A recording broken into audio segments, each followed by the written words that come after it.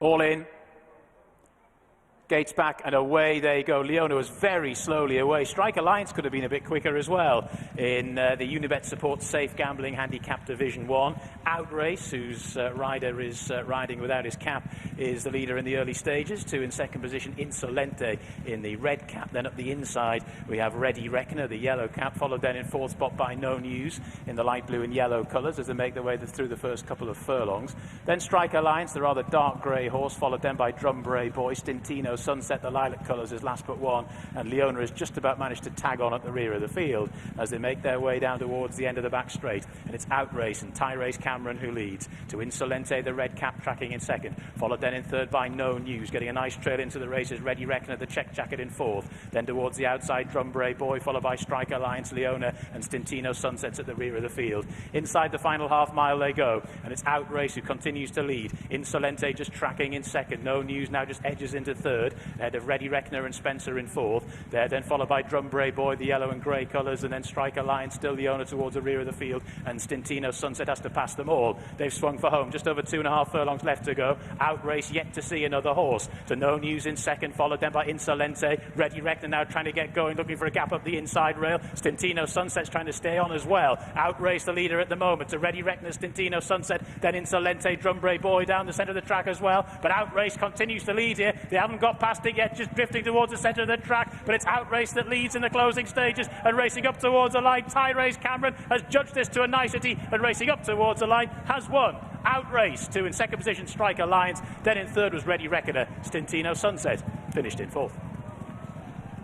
Lovely ride from Tyres Cameron on Outrace, has made all the running, just squeezed along in the first furlong or so to take that lead. Insolente went up to challenge. There he is crossing the line ahead of Strike Alliance and Ready Reckoner. Not much between the two of them once again. Insolente tried to force the issue a little bit earlier on, but in the end Outrace was able to get into a nice rhythm out in front, and you mentioned in the studio beforehand, got into a good rhythm, setting decent fractions, and then turning into the straight. There was a brief moment when the challengers were coming. At this point, just hands and heels, in fact, up the home straight on Outrace from Tyres Cameron. To the left in the yellow colours, Jamie Spencer about to make a challenge on Ready Reckoner. Further over on the far side, Stintino Sunset, the chestnut horse that just hung across Drumbray Boy, slightly hampering No News there. And then you see Strike Alliance in the red finishing best of the rest. But in the end, it was a really sweet ride from Tyres Cameron. He's just hands and heels all up the straight, ensuring his horse kept that rhythm going, and in the end has won with a bit in hand. 3 runs, finishing second. 4th time lucky, didn't have his cap on, but he certainly had his thinking cap on in terms of setting the fractions today on Outrace. A really good ride. Look forward to chatting to him on his return. Molly Gunn winning the first race, her 3rd career win. In the second race, Tyres Cameron, winner number 2 for him. Yeah, I like what you did there with thinking cap, Rishi. And he's capped off a lovely success there, has Tyres Cameron aboard Outrace. Second, but now first, and is definitely going the right way, albeit at a fairly low level. But it's a pretty easy win, hands and heel stuff in the closing stages. Nothing could get close. I thought Strike Alliance was possibly a little bit unlucky, considering he missed the break a touch, but I don't think he would have got to the winner. He returned 11-4. Let's take it then right back from the start, because it was a race that may have been won at the start, Steve.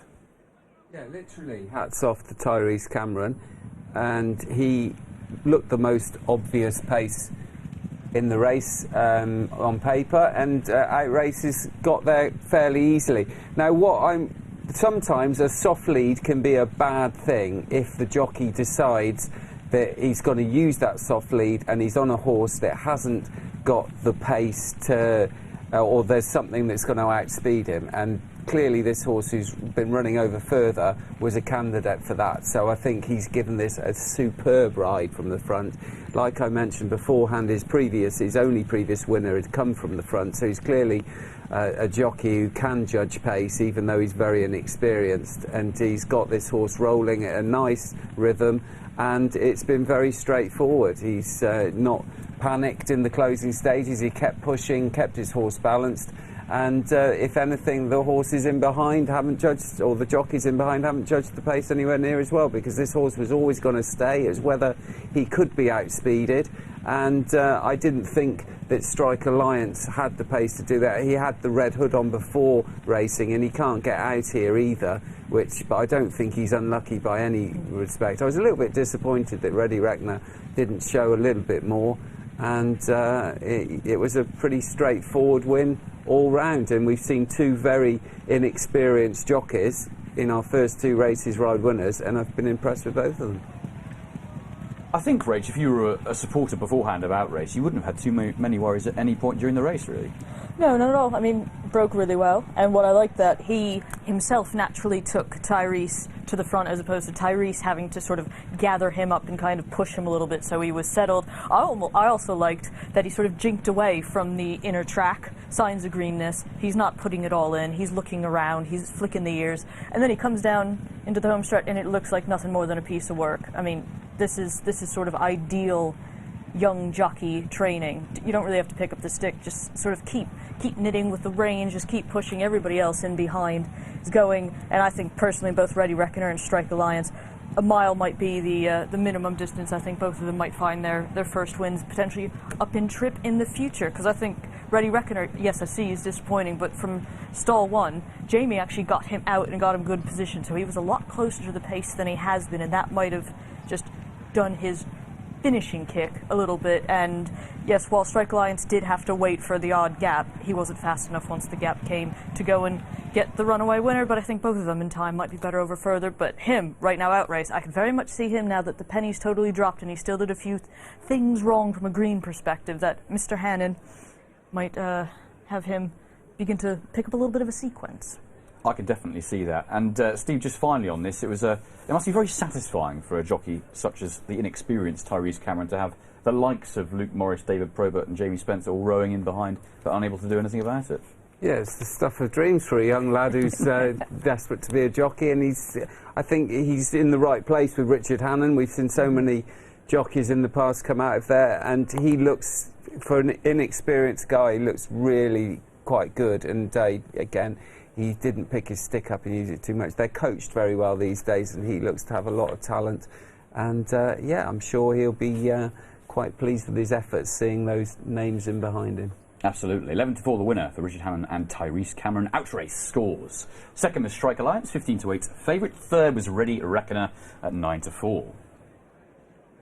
And the winning time for the second race was 1:41.22, 4.32 seconds above stand. That was slightly slower than the first race. Let's get to Rishi, who's been joined by the man of the moment. Well, back with the, I'm hoping, delighted winning jockey Tyrese Cameron. Just talk me through how that went. It looked as if it went as well as you could have wanted it. Yeah, look, he broke very well. He was in a rhythm. Turning in, I thought I maybe had gone a bit too quick early, but nothing really came to challenge us, so sort of left him to just go as he was and, you know, not under too much pressure. And before the race, we were talking beforehand, talking about tactics, and you'd want to set the right fractions. I mean, was it easy getting that lead? It looked relatively simple. Yeah, so looking through the race this morning, I didn't really think there would be much pace on. So it was fairly easy to just get forward for him, get into a rhythm. You know, he travels as soon as he gets to the front, and he's not the quickest horse, but just when he gets to the front, he just sort of has to use himself a little bit. So, but no, he's a very nice horse.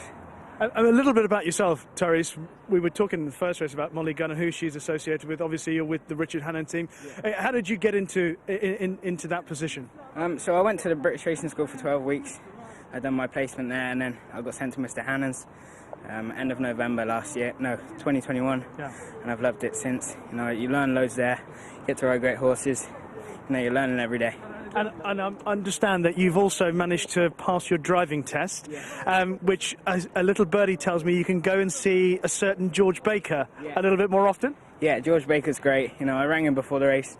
He's very positive, you know, very helpful. Goes through very little things that, you know, you might not always go over yourself, but he's very, very helpful. Well done. It seemed to all work today, and hopefully we look forward to seeing a few more winners. Well done, Terry. Thank you.